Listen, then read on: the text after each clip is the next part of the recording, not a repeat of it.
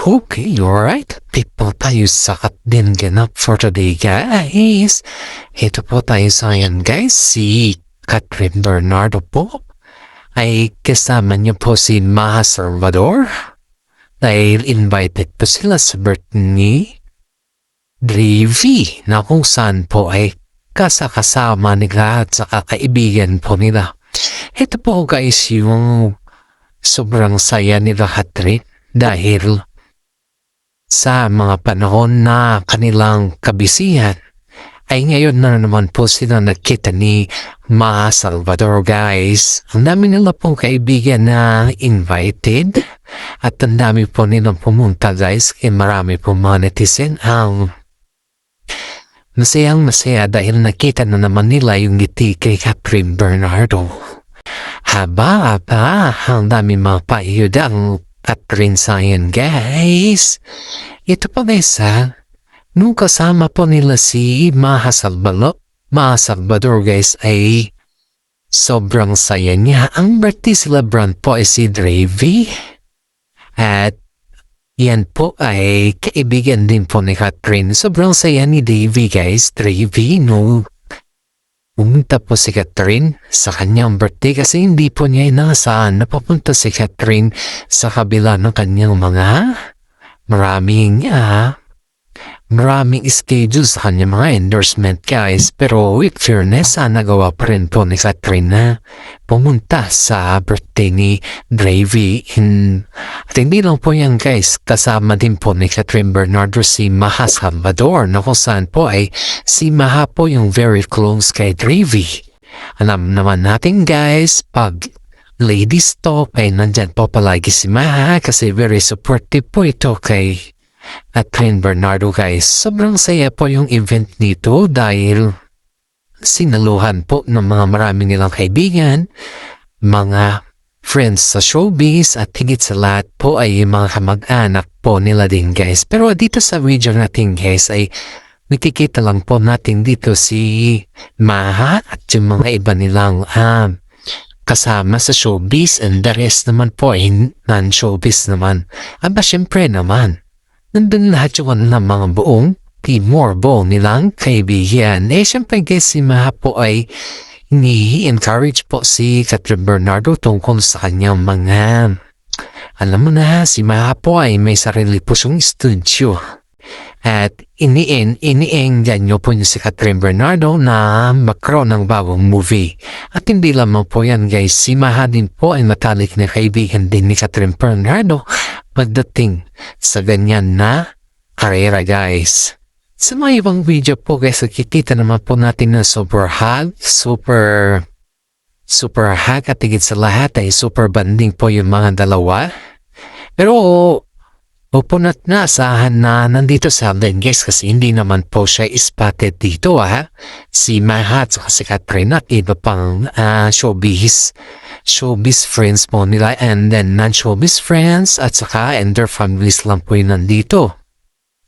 Kasi si Alden po ay hindi po siya spotted dahil busy po si Alden Richards sa ngayon sa guys, ay busy po si Alden Richards sa ngayon sa kanyang bagong endorsement na kung saan po ay binabahagi niya dito yung kanyang endorsement na patungkol po sa pagbabiking niya. Siyempre, sobrang love ni Alden too, guys, sobrang love niya yung pagbabiking kaya maraming mga netizen po din ng nagbibighani kay Alden kasi sa sobrang pagmamahal niya sa biking, guys, ay ito na po yung naging resulta.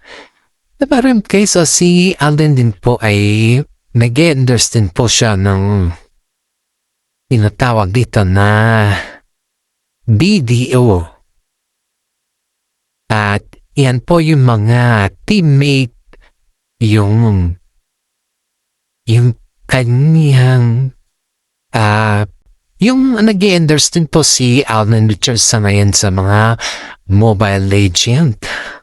Yan po yung mga laro nila about sa mga guys, TNT, ganun. Ang dami niya endorsement sa ngayon, guys. Pero yung pinakamagandang endorsement niya, guys, is yung about sa BDO.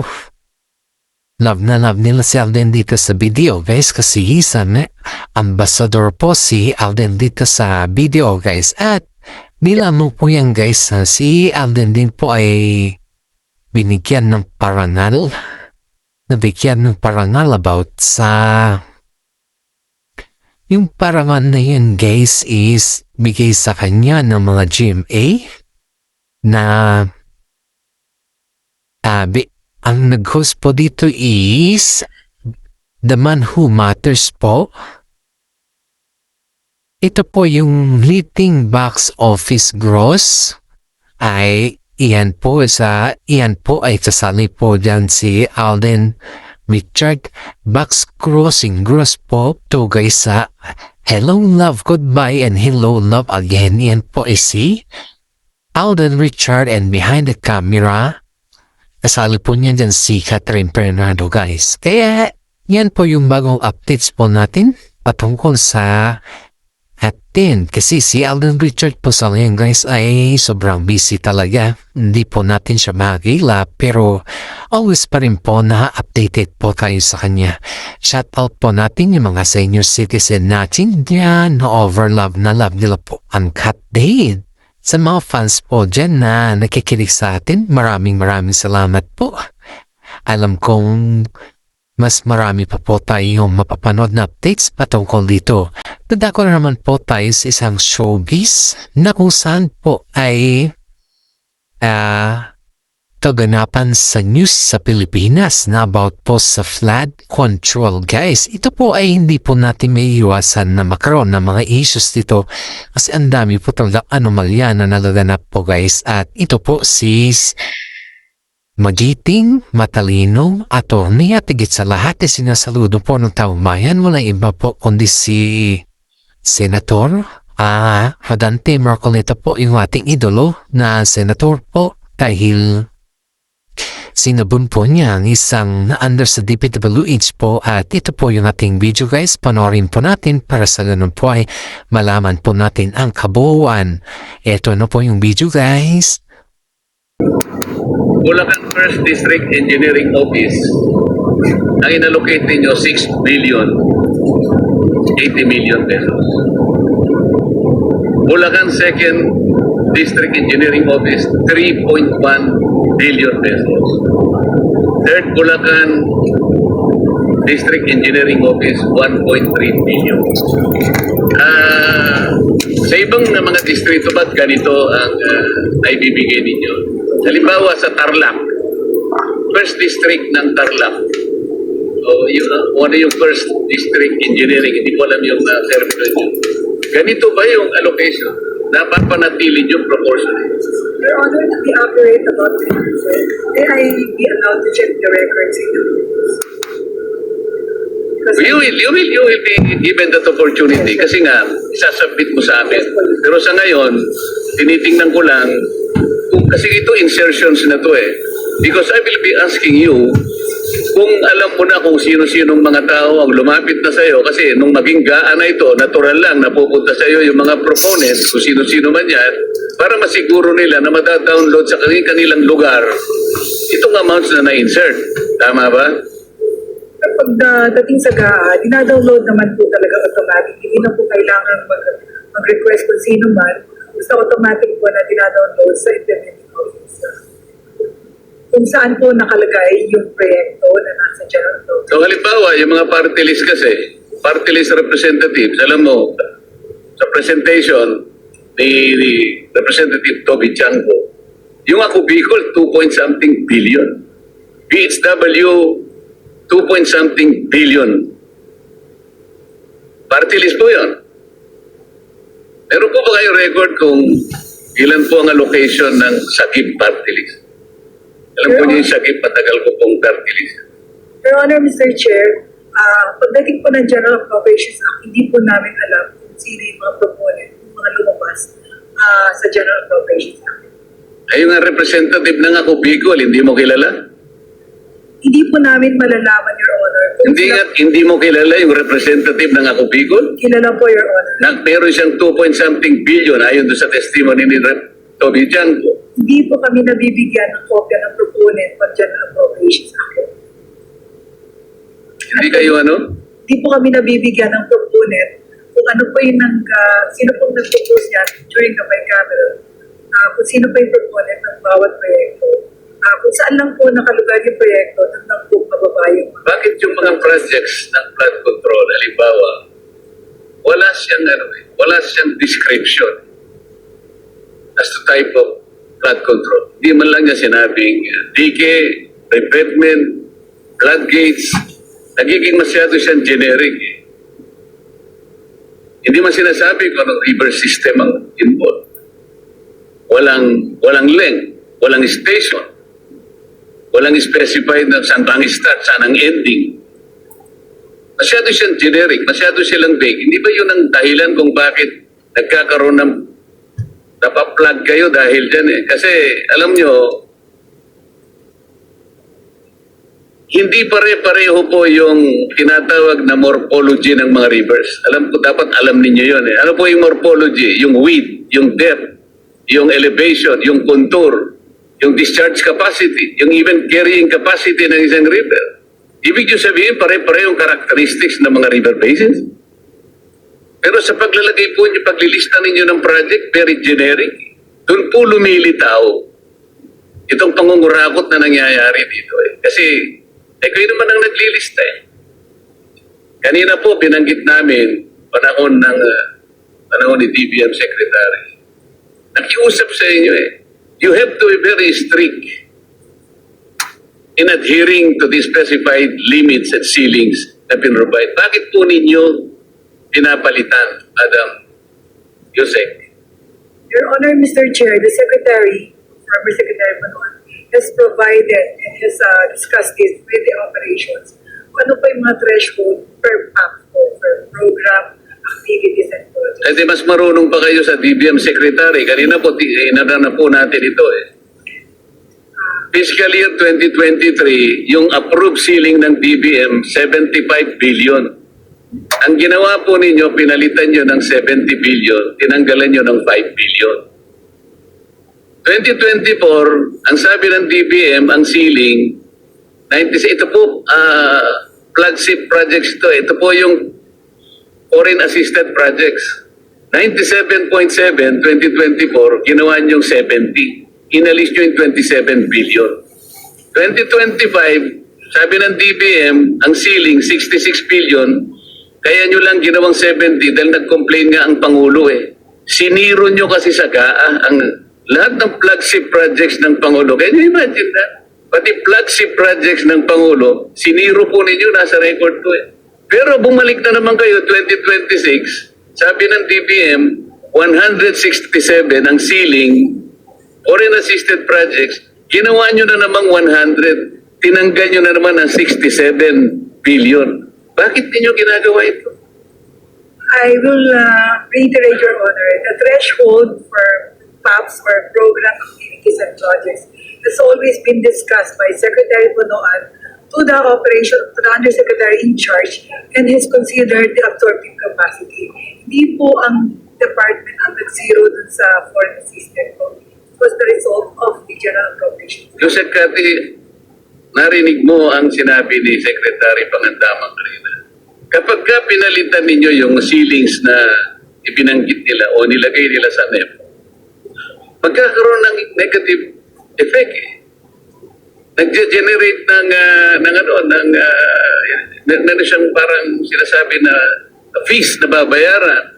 Bukod sa nai-slow down o kaya nag-i-incur ng cost overrun ng projects. Bukod pa dun sa nawawala yung tiwala sa atin ng ating mga bilateral and multilateral partners. Kanya-kanya sinulatan 2023 pa, sabi niya, please observe strict adherence to the ceilings na ginagawa namin. Pero kayo mismo, pinabago ninyo eh. Kasi nga, tingnan mo itong nangyari. Itong operations, ito po kasama ng PAP ito. Operations